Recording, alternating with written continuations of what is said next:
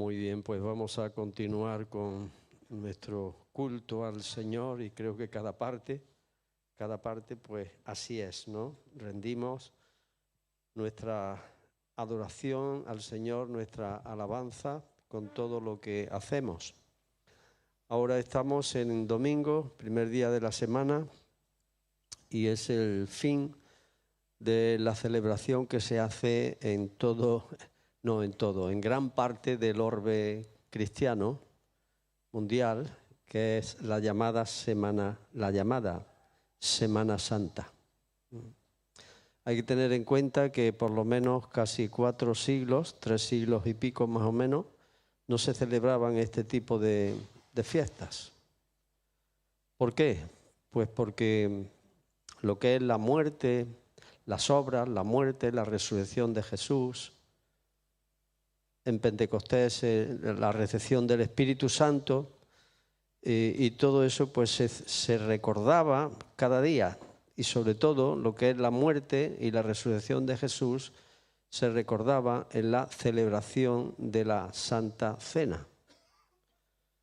Recordáis que cuando la celebramos concretamente, pues la misma Escritura pues nos dice lo que, bien si leemos en los Evangelios o si leemos en la primera epístola a los Corintios de Pablo, pues dice que cada vez que hagamos esto, la muerte del Señor anunciamos hasta que Él venga. Y ahí está explícita la muerte, pero también la resurrección y también la segunda venida. Entonces, en tanto que se celebraba con esa frecuencia, no era necesario establecer ningún calendario litúrgico por el cual pues, recordar, conmemorar de manera especial pues, los hechos grandes de la revelación de Dios. Así que, ¿qué pasó? Pues poco a poco se ve como la Iglesia a lo largo de los siglos pues va cambiando. Una cosa que se ve es que se va dejando la Sagrada Escritura a un lado y entonces se va cayendo en una religiosidad. Todavía no, pero tiende a eso, a caer en una religiosidad, y entonces pues empieza a celebrarse la Navidad, la llamada Semana Santa, día de Pentecostés y todo esto. El mismo Juan Crisóstomo en el siglo XIV decía: esta fiesta que nos ha llegado de Occidente, que viene celebrándose desde hace 14 años, es decir, que la Navidad no se celebraba. Y así sucesivamente con las demás celebraciones. Poco a poco se va introduciendo y se va convirtiendo en costumbre, y la costumbre en tradición. Así que cuando digo que se celebra en casi todo el orbe de la cristiandad, estamos pensando pues, en las grandes denominaciones del cristianismo, como es catolicismo y como son las iglesias históricas del protestantismo. Ahora, no vamos a decir que eso sea malo, ni yo voy a criticar eso. Es para que veamos que hay esas diferencias. No voy a criticar eso. Lo que es criticable es cuando estas cosas se celebran sin el sentido y el significado que vemos en la Sagrada Escritura. Ahí entran muchas cosas prácticas que no las voy a mencionar ahora, ¿no? Entonces no son criticables porque tienen establecido un calendario litúrgico por medio del cual pues celebran, pero recuerdan, avivan la fe en esos mismos hechos, porque forman parte de la revelación de Dios y acrecientan la esperanza que tenemos los creyentes. Entonces, cuando nosotros profesamos fe, pues la profesamos acorde pues, con lo que acabo de decir, que si celebramos la muerte y la resurrección de Jesús, sus padecimientos, lo hacemos con cierta frecuencia y lo tenemos en cuenta cada día en nuestra vida, pues entonces no tiene mucho sentido pues hacer una semana de celebraciones y después otra y otro tipo de celebraciones. Ahora hay que tenerlo en cuenta. Si no se tiene en cuenta, pues entonces vamos a echar mano de lo que otros también han echado mano para poder suplir esa necesidad. Pero si estamos completos, si hacemos las cosas como tenemos que hacerlas, pues tampoco lo vamos a necesitar. Ahora, hoy sería el día de la resurrección del Señor Jesús, que como dice el credo, Jesús fue crucificado bajo el poder de Poncio Pilato y fue sepultado y resucitó al tercer día. Ascendió a los cielos, de donde vendrá a juzgar vivos y muertos, etcétera, etcétera. Y eso fue precisamente muy de mañana, el primer día de la semana, en domingo. Entonces, cuando vemos en el Nuevo Testamento, al final de los Evangelios, y también lo que dice el apóstol Pablo en 1 Corintios capítulo 15, pues vemos que hubo testigos de esa resurrección. Y los primeros testigos fueron algunas mujeres, y entre ellas estaba María Magdalena, a la cual el Señor le encargó que fuese a sus discípulos a decir que Él había resucitado, ¿no? Fijaos que la mujer que no tenía ningún valor, su testimonio en aquella cultura no tenía ningún valor, pues el Señor Jesús le dio valor al testimonio de la mujer, eligiendo a María Magdalena y otras mujeres que también fueron testigos de la resurrección de Jesús, para que fuese a dar el mensaje de la resurrección.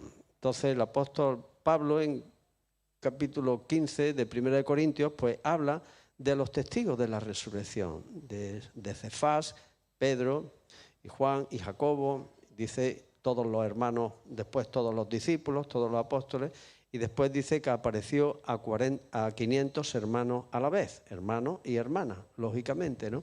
Dice, de los cuales todavía viven algunos. Y algo que se pasa por encima y apenas se considera es que en el libro de Hechos dice que el Señor, después de haber muerto, resucitó y se apareció a sus discípulos hablándoles del reino de Dios durante 40 días. Se apareció a ellos, dice, con pruebas indubitables, con pruebas que no se podían refutar, no se podían negar, indubitables.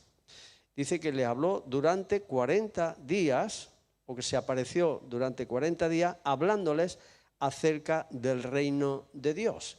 Y después llegó el momento de su ascensión a los cielos, desde donde envió el Espíritu Santo a la iglesia para capacitarla para hablar de estas cosas, de Jesús, de los hechos, estos hechos más grandes de la revelación de Dios, porque la revelación de Dios a lo largo de los siglos fue dada muchas veces y de muchas maneras y concluyó de forma definitiva y absoluta en y con la persona del Señor Jesús. Entonces el Espíritu Santo vino después de la ascensión del Señor Jesús a los cielos para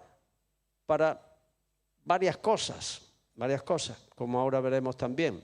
Y no todo, desde luego, pues llevaría muchísimo tiempo, pero sobre todo también para capacitar a los discípulos, a la iglesia recién formada, para la gran comisión, predicar el Evangelio a cada criatura, predicar el Evangelio y hacer discípulos de entre todas las naciones. Predicar el Evangelio hasta lo último de la tierra y hasta el fin del mundo, y en eso estamos todavía. Entonces es necesario enfatizar el tema de los testigos. ¿Por qué? Pues porque, de acuerdo a algunos teólogos, se niega el hecho de la resurrección de Jesús, encuadrándolo dentro de lo que se conoce como el mito o los mitos. Y de ahí, pues que nosotros no tenemos que creer en mitos. Era necesario desmitologizar el Nuevo Testamento. Ya se había hecho con el Antiguo Testamento y ahora pues también había que hacerlo con el Nuevo Testamento. Entonces la resurrección de Cristo no sería para ellos un hecho real, sino un constructo de la fe de la iglesia primitiva.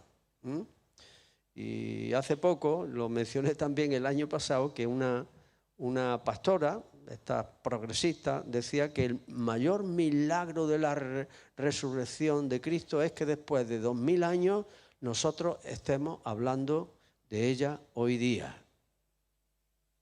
O sea que si estamos hablando de ello, ese es el mayor milagro. Da igual si es verdad o no es verdad, ¿no? Lo cual me parece un verdadero disparate. Ahora bien, ¿por qué es importante la resurrección de Jesús de los muertos? Y esta es una pregunta fundamental. ¿Por qué es importante el hecho de la resurrección de Jesús de los muertos? Y de la respuesta que demos va a depender que el cristianismo permanezca, se sostenga o caiga. Y ahora no es cuestión de tratar de las pruebas de la resurrección, sino del significado de la misma. Y bien podemos decir que la resurrección de Jesús fue la razón, esto sí quiero enfatizarlo en esta mañana, la razón por la cual produjo en los testigos una transformación milagrosa e inesperada. Y dicha transformación implicó que la tristeza profunda, el desánimo y la frustración que por la muerte de Jesús, en la cual habían caído, recordáis aquellos discípulos que iban camino de la aldea de Emaús, iban entristecidos, se percibía su frustración y desaliento. ¿Por qué? Pues porque habían creído en el Mesías y creían que Él le iba a liberar del poder del Imperio Romano, que le iba a dar libertad y que iba a establecer el reino de Dios. Y ellos iban, hablando de estas cosas, iban entristecidos y frustrados. Y Jesús, seguramente porque llevaría capucha, porque era y por la vestimenta y por la hora también, y se acercó. ¿Qué cosas son estas que habláis entre vosotros? Dice, ¿acaso eres tú el único, y no sabe lo que ha pasado? Jesús de Nazaret. Dice, y hoy ya es el tercer día que esto ocurrió.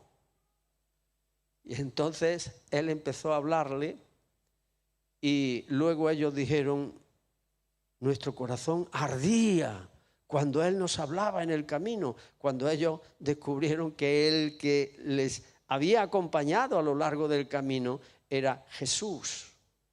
Dice que su corazón ardía. Entonces, el haber visto a Jesús, estos testigos, los discípulos, por haberlo visto, sufrieron una transformación, de tal manera que toda esa frustración, todo ese miedo que tenían también a los romanos, porque podían haberlos cogido a ellos también y haberlos castigado duramente, desapareció y se convirtió en gozo, en una valentía para hablar de aquel suceso que nada ni nadie pudo detener el poderoso testimonio de aquellos testigos que cuando eran azotados y amenazados con cárcel y aún de muerte, como después sucedió a todos y cada uno de ellos, no por eso guardaron silencio. Frente a las amenazas que recibían, ellos dijeron, no podemos dejar de decir lo que hemos visto y lo que hemos oído. Y por ese testimonio, ellos estuvieron dispuestos a dar su propia vida. Tal testimonio quedó recogido en los primeros capítulos del libro de los Hechos de los Apóstoles.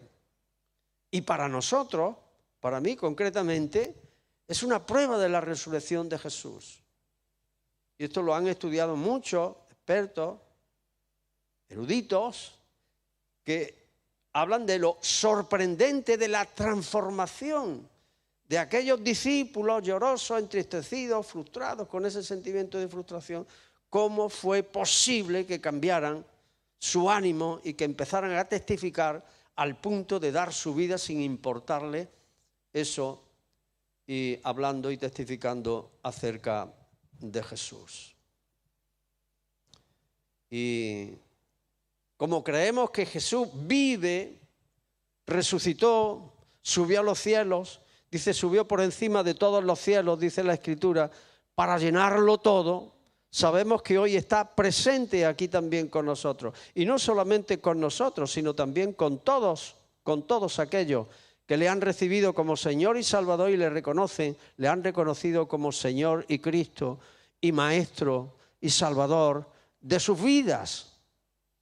Por eso Él tiene capacidad hoy día también, y lo hace, de quitar toda frustración, todo temor, toda esclavitud, romper toda cadena y darnos un sentido, el verdadero sentido a la vida y llenar nuestros corazones de la esperanza que solamente Él puede dar, como después también anotaré. Entonces es importante atender a cada uno y a los testigos, a cada uno en particular y a los testigos en general, de la resurrección de Jesús. Pero en cuanto al significado de la resurrección, hay que verlo en relación con el carácter de su muerte en la cruz. Si no hubiese sido por la resurrección, su muerte no hubiera tenido otro significado que el que tenía cualquiera de los miles, decenas de miles de otros hombres que fueron crucificados también, que eran crucificados en aquel tiempo por el Imperio Romano. Pero en primer lugar, con la resurrección de Jesucristo de los muertos, Dios reivindicó la muerte de Jesús como una muerte redentora y con carácter expiatorio por los pecados de la humanidad. Él lo había dicho. Dice, el Hijo del Hombre no vino para ser servido, sino para servir y dar su vida en rescate por muchos. Aquella muerte que la humanidad había considerado como la de un malhechor, Dios la consideró como la ofrenda por el pecado del ser humano. Para eso el Padre había enviado al mundo a su Hijo, porque no envió Dios a su Hijo al mundo para condenar al mundo, sino para que el mundo sea salvo por Él. Y así lo anticipó el profeta Isaías en su capítulo 53. Hay que leer el capítulo 53 del libro de Isaías una y otra y 1000 veces y anotar ahí la cantidad de veces que aparece por nosotros, por nuestros pecados. Sufrió nuestros dolores, el por y el nuestro y nosotros. ¿Por qué? Pues porque ahí se ve como casi 800 años antes de la venida del Señor Jesús, el profeta Isaías habló del siervo sufriente. Habló de aquel que había de venir y que Juan el Bautista anticipadamente le reconoció como he aquí el Cordero de Dios que quita el pecado del mundo. Aquel Cordero que era llevado por cada uno de los israelitas al templo para ser sacrificado por los pecados suyos. Y en este tiempo y después de la venida del Señor Jesús ya no hacía falta llevar los corderos, esos sacrificios y esa ofrenda al templo, porque ni siquiera templo hay. Porque ahora los que adoran a Dios han de adorarle, dice, en espíritu y en verdad, y no importa ni este lugar ni el otro, y tampoco es necesario llevar la ofrenda, porque la ofrenda por el pecado ya ha sido dispuesta, fue dispuesta por Dios y fue entregada como una ofrenda perfecta para hacer perfectos para siempre, como dice en el libro de Hebreos, a los santificados. Pero la humanidad perdida y loca rechazó a Jesús, lo apresó, le maltrató y le crucificó, acusándole de ser un malhechor. Y eso a pesar de que las autoridades, concretamente Pilato, no consiguieron encontrar en él delito alguno de muerte. Por 4 veces lo dijo Pilato. Y así se cumplió la palabra del profeta Isaías también, cuando dijo que fue contado con los pecadores y que se dispuso con los impíos su sepultura.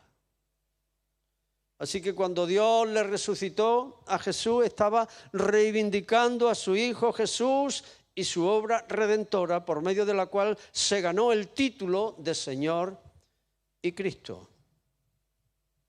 Sepa pues ciertísimamente toda la casa de Israel que este Jesús a quien vosotros matasteis, Dios le ha hecho Señor y Cristo.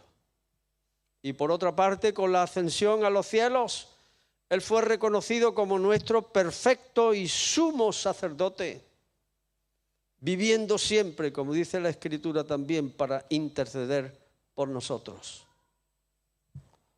En segundo lugar, por medio de la resurrección de los muertos, Jesús fue declarado por Dios Hijo de Dios. Dice en la Epístola a los Romanos capítulo 1, Pablo, siervo de Jesucristo, llamado a ser apóstol, apartado para el Evangelio de Dios, que Él había prometido antes por sus profetas en las Santas Escrituras acerca de su Hijo, nuestro Señor Jesucristo, que era del linaje de David según la carne, que fue declarado Hijo de Dios con poder según el Espíritu de Santidad por la resurrección de entre los muertos. Y esta declaración es sorprendente. Fue declarado Hijo de Dios con poder por medio de la resurrección de los muertos. Y lo es porque da la impresión de que fue después de la resurrección que Jesús fue declarado Hijo de Dios y que antes no lo era. Sin embargo, no parece que eso sea así. En principio, porque el testimonio de las Escrituras contradice esa premisa. Y el testimonio de las Escrituras es doble. Por una parte, antes de su muerte ya algunos declararon y confesaron que Jesús era el Cristo, el Hijo del Dios viviente, ¿cierto? Fue primeramente el que lo hizo el apóstol Pedro, quien cuando Jesús preguntó a sus discípulos quién dicen los hombres que es el Hijo del Hombre, y unos decían una cosa y otros decían otra, y entonces Pedro dijo: Señor, tú eres el Cristo, el Hijo del Dios viviente. Y eso lo repite otra vez en Juan capítulo 6, versículos 68, 69, cuando muchos dejaron de seguir a Jesús y Jesús les dijo: ¿vosotros también queréis iros? Porque decía cosas muy fuertes. Y dijo Pedro: ¿a quién iremos, Señor? Nosotros hemos conocido y creído que tú eres el Cristo, el Hijo del Dios viviente.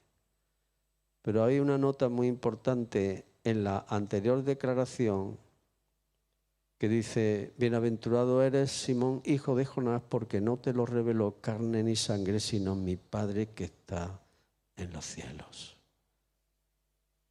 O sea, no fue una confesión, una declaración, porque Pedro tenía mayor perspicacia, tenía mayor discernimiento, tenía mayor clarividencia, sino que fue revelación por parte del Padre. Porque el Padre revela al Hijo y el Hijo revela al Padre y el Espíritu Santo revela al Padre y al Hijo. Y la revelación es una doctrina que aparece en la Sagrada Escritura fundamental, y sin revelación nosotros no estaríamos aquí hoy en esta mañana.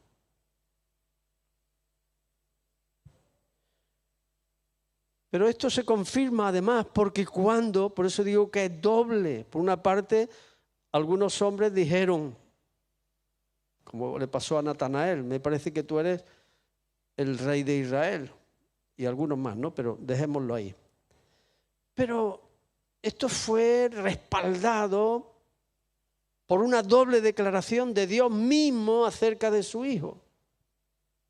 El día de su bautismo, cuando recién va a comenzar su ministerio, Jesús, Juan el Bautista le bautizó. Y mientras le bautizaba, dice, cuando salía del agua, porque se supone que lo sumergió en el agua, dice que el Espíritu Santo descendió sobre él en forma de paloma. No sé cómo fue aquello, quizás no tanto una materialización, sino como una visión en forma de paloma. Y se oyó una voz del cielo que decía: este es mi Hijo amado en quien tengo complacencia. Y ese era un testimonio divino acerca de Jesús, para que Juan lo supiese, porque en el Evangelio de Juan, Juan el Bautista lo dijo. Y el que me dijo tal, dice, sobre el que vea descender el Espíritu Santo sobre él, ese es el que bautiza con el Espíritu Santo.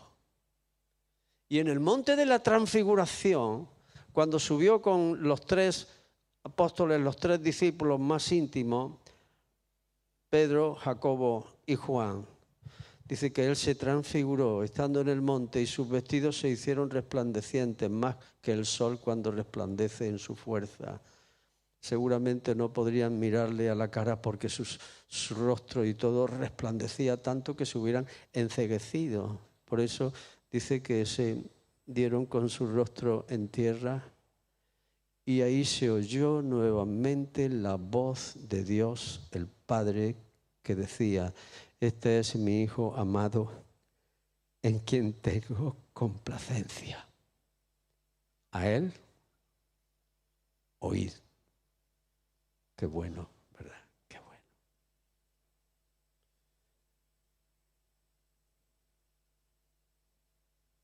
Y eso para confirmar que las otras confesiones humanas también venían de parte de Dios.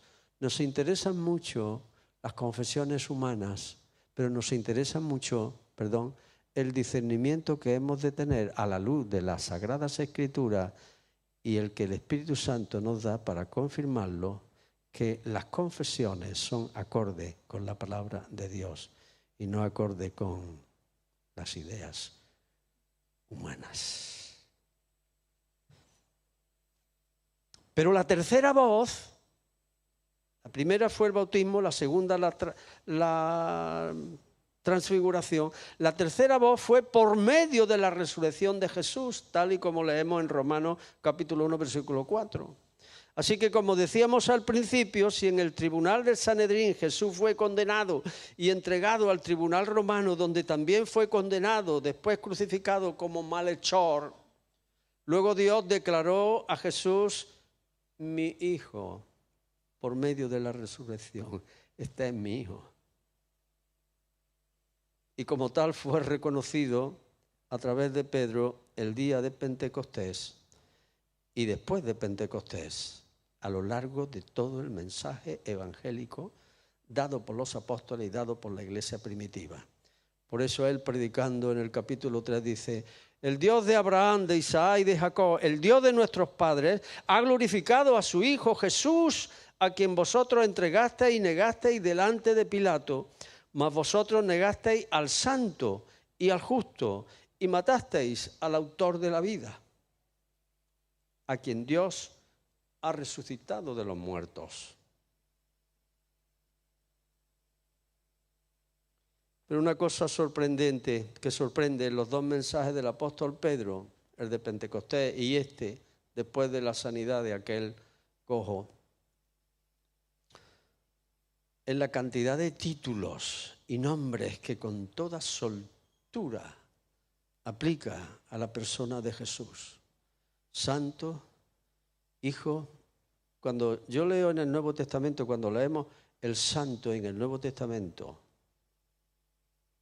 pensemos en Isaías, cuando refiriéndose a Yahvé de los ejércitos, así dijo el Santo de Israel.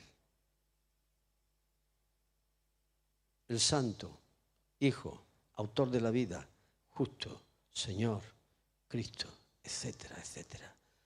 Todos los mejores títulos del universo fueron dados al Hijo.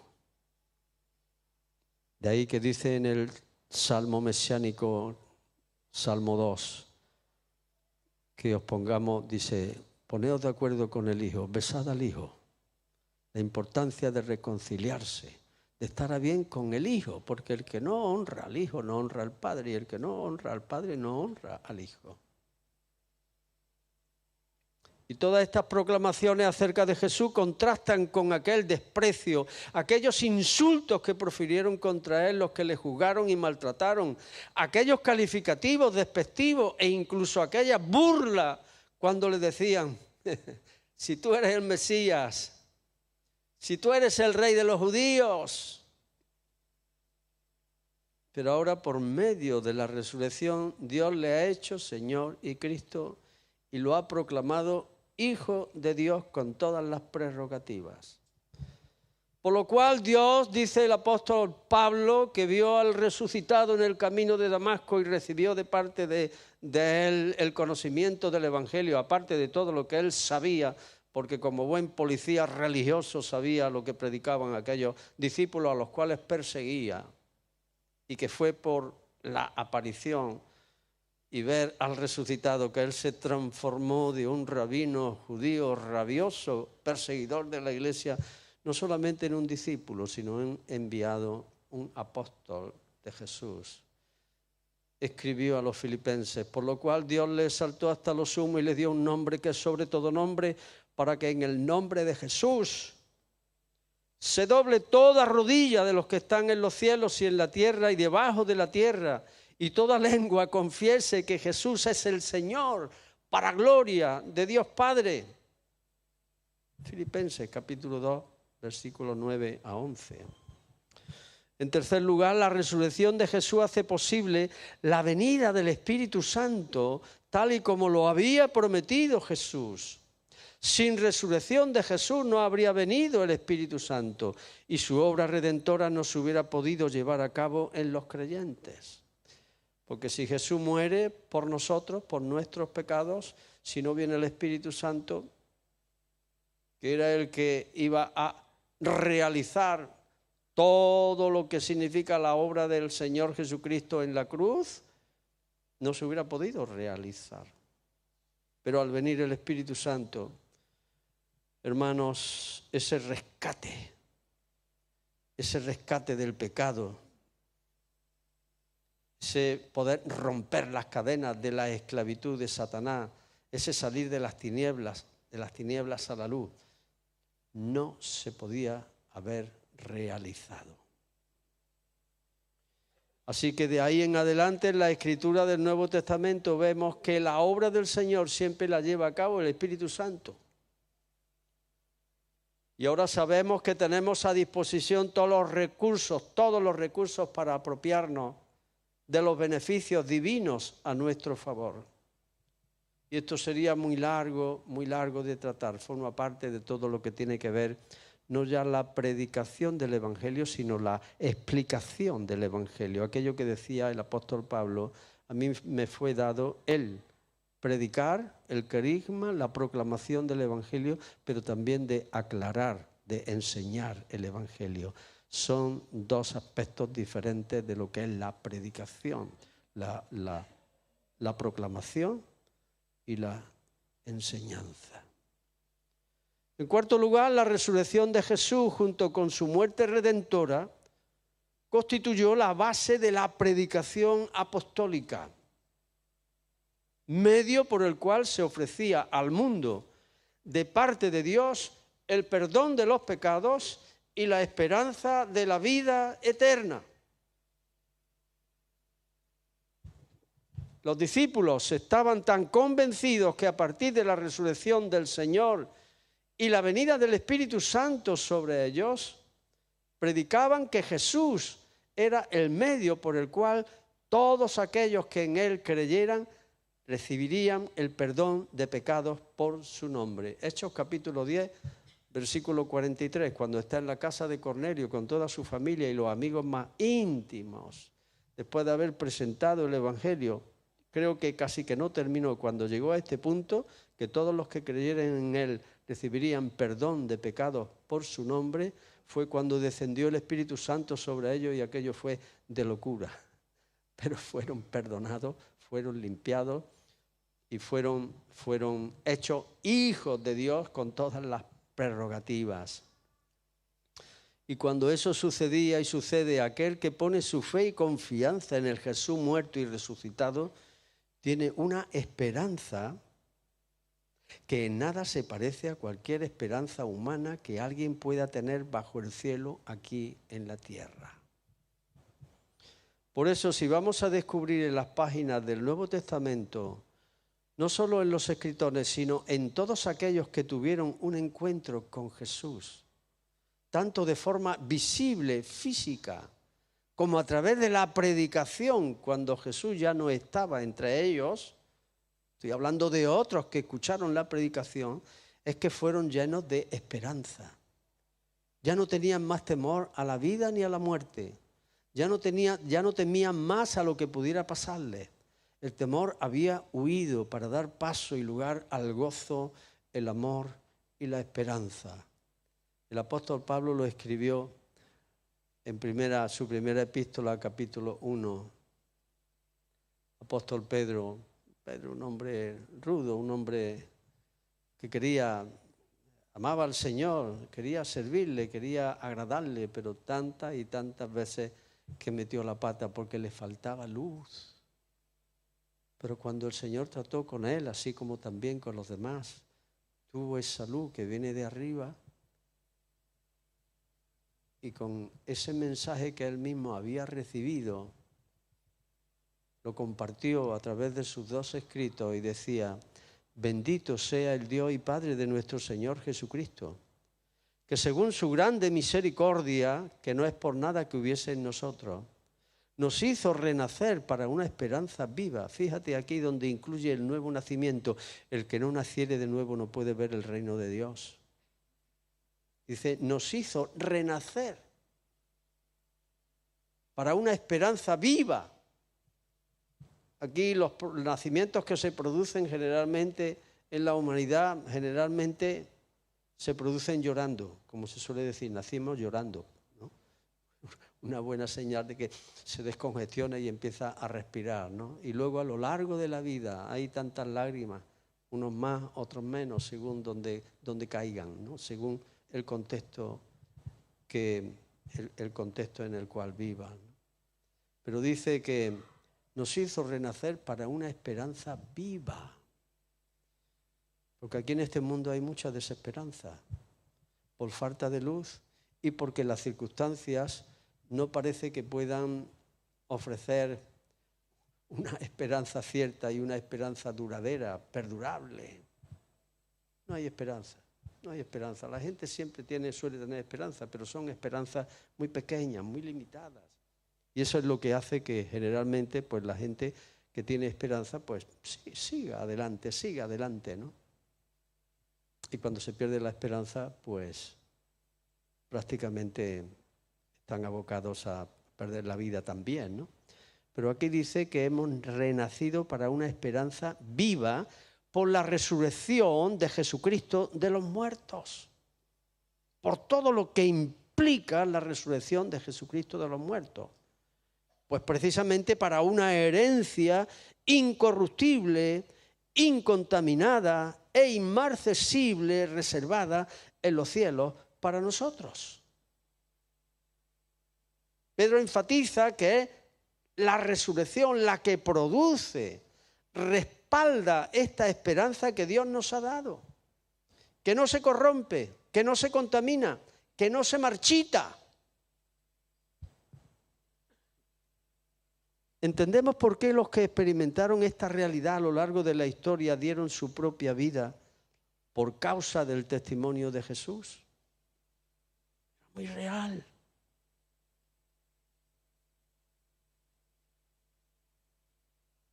Y aquí quiero añadir algo que ayer comentábamos David y yo, ¿no? Muchas veces decimos, si nosotros hubiéramos estado con Jesús, lo hubiéramos visto, como dice el apóstol Juan, lo hubiéramos tocado, lo hubiéramos palpado, lo hubiéramos contemplado, seguramente nuestra fe hubiese sido mayor. No hubiéramos dudado. Lo dudo. Porque muchos le vieron, le tocaron, y ahí estaba también Tomás con su incredulidad y otros que dejaron de seguirle, ¿no? Pero yo quiero decir una vez más, que lo suelo decir de vez en cuando, que si el Espíritu Santo está activo en la tierra y está en los creyentes y nos ha capacitado precisamente para predicar el mismo evangelio, el evangelio que se deriva de las obras, de la persona, de la muerte, la resurrección y la ascensión del Señor Jesucristo, el mismo Espíritu nos puede producir y nos produce una experiencia que desde el punto de vista espiritual no es inferior a la que tuvieron los discípulos que le vieron, que le palparon, que le tocaron, que no es inferior. Desde el punto de vista histórico es superior su experiencia. Quiere decir que ellos le vieron, estuvieron con él, comieron con él, fueron hechos sus apóstoles como testigos de ese hecho histórico. Pero desde el punto de vista espiritual, nuestra experiencia no es inferior, sino igual. En ese sentido, no hay diferencia. Por eso el apóstol Pedro dice también en este primer capítulo, dice, a quien amáis sin haberle visto, en quien creyendo, aunque ahora no lo veáis, os alegráis con gozo inefable y glorioso, obteniendo el fin de vuestra fe, que es la salvación de vuestras almas. ¿Entendemos? ¿Hemos experimentado ese gozo inefable y glorioso? Si no, tenemos que plantearnos qué tipo de fe tenemos. Yo creo que el hermano Afán lo dice todos los días. Esto es una maravilla. Esto es para volverse loco.